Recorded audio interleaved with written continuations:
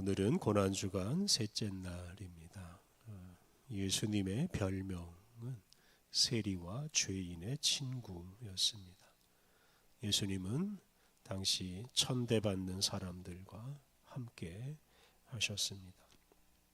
가난한 사람, 병든 사람, 천한 사람, 죄인들과 함께 하시는 것을 예수님은 부끄럽게 여기지 않으셨습니다. 그들과 함께 식사하시고 그들의 집에서 주무실 정도로 그들과 친밀하게 지내셨습니다.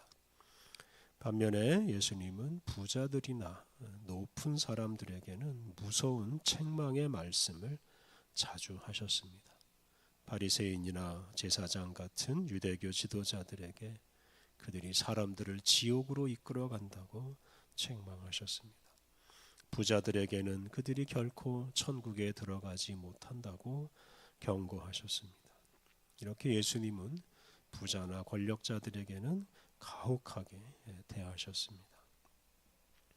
오늘 우리가 봉독한 말씀은 부자를 우대하고 가난한 사람을 무시하는 사람들에게 경고하는 말씀입니다.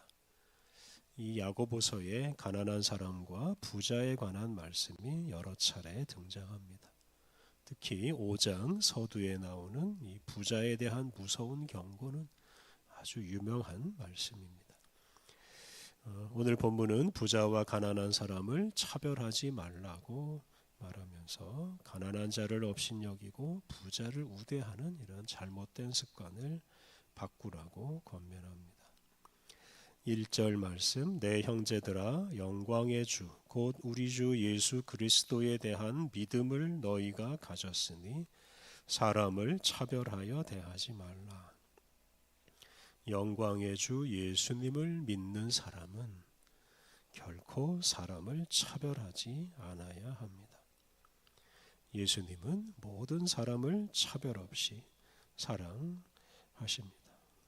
예수님을 믿는 사람은 예수님처럼 모든 사람을 사랑해야 합니다.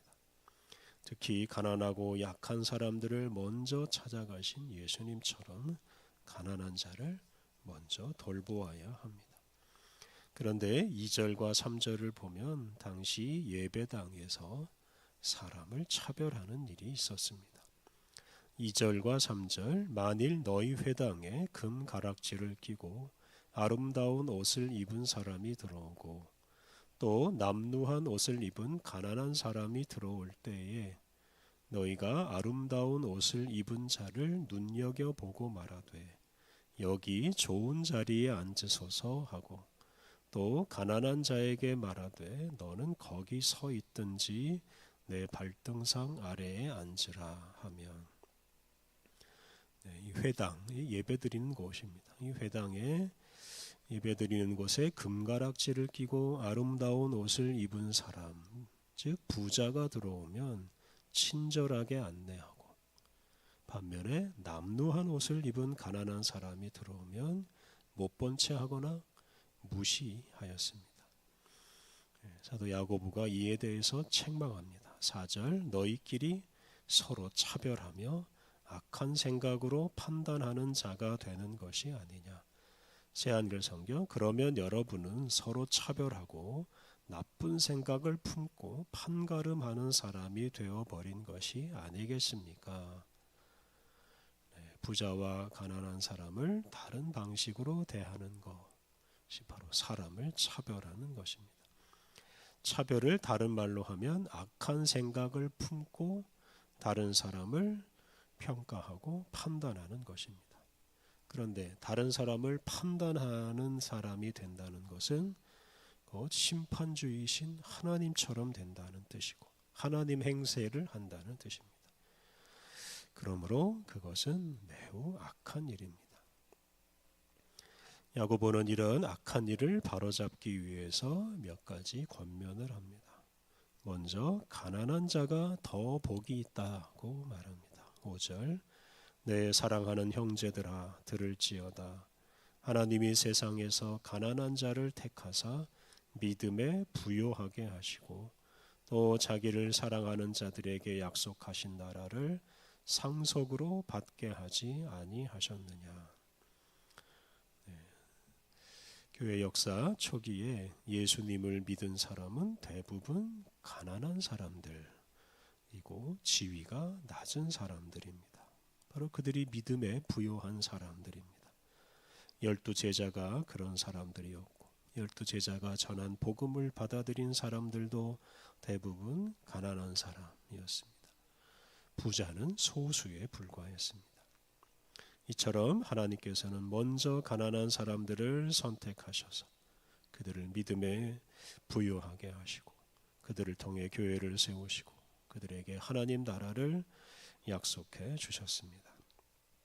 이렇게 가난한 사람이 부자보다 먼저 선택을 받았기에 가난한 사람이 부자보다 더 복 있는 사람입니다. 그런데 어리석은 사람들은 그러한 하나님과 반대로 행동합니다. 6절 너희는 도리어 가난한 자를 업신 여겼도다. 부자는 너희를 억압하며 법정으로 끌고 가지 아니하느냐. 가난한 자를 업신 여기는 것은 가난한 자를 먼저 선택하신 하나님을 무시하는 행위라고 할 수 있습니다. 하반절에서 당시 부자들의 못된 행태를 말하는데요. 부자들이 가난한 자를 억압하고 가난한 자를 고소해서 법정으로 끌고 갔습니다. 당시 부자들이 가난하고 약한 사람들을 돕기는커녕 그냥 자기들 욕심 채워주는 수단으로 삼고 억압하는 일이 많았습니다. 그런 부자들을 높이는 것은 어리석은 일입니다. 7절 그들은 너희에게 대하여 일컫는 바 그 아름다운 이름을 비방하지 아니하느냐. 새한글 성경 여러분에게 덧붙여진 그 좋은 이름을 모독하는 자들이 바로 그들 아닙니까? 그 아름다운 이름은 예수님이라는 이름이고 동시에 예수님을 믿는 그리스도인이라는 이름입니다. 예수님을 믿는 사람은 예수님의 그 아름다운 이름으로 불립니다. 그런데 그렇게 아름다운 이름으로 불리는 그리스도인들을 억압하고 비방하는 사람들이 바로 부자였습니다. 교회 역사를 돌이켜보면 예수님을 믿는 사람은 대부분 가난한 사람이었고 그리고 부자들은 예수님 믿는 사람을 무시하고 박해하였습니다. 교회의 역사를 박해의 역사라고 하는데 그 박해의 주체들이 다 부자들이었습니다. 그러므로 부자라고 해서 무조건 높여주는 것은 어리석은 일입니다. 8절 이하에서는 이웃을 차별하지 말고 모두 사랑하라고 말씀하십니다. 8절과 9절 너희가 만일 성경에 기록된 대로 내 이웃 사랑하기를 내 몸과 같이 하라 하신 최고의 법을 지키면 잘하는 것이거니와 만일 너희가 서로 차별하여 대하면 죄를 짓는 것이니 율법이 너희를 범법자로 정죄하리라. 성경에서 가장 중요한 계명은 이웃을 사랑하라 하는 계명입니다. 그런데 사람을 차별해서 가난한 사람을 무시하고 가난한 사람을 이웃으로 대하지 않으면 그 사람은 이웃사랑의 계명, 가장 중요한 최고의 계명을 어기는 사람이고 그런 사람은 범법자가 됩니다.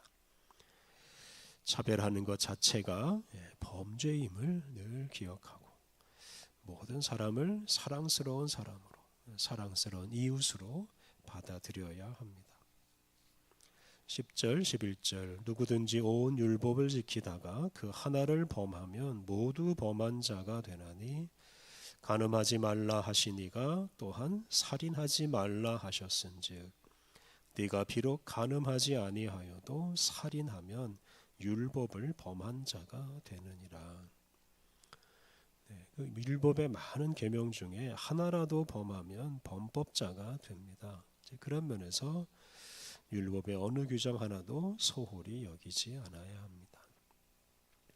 가난한 사람이 사회적으로 미미한 존재이기 때문에 그들을 함부로 대해도 된다고 생각하면 그 사람이 아무리 중요한 계명들을 지킨다 하더라도 결국 그 사람은 범법자가 됩니다.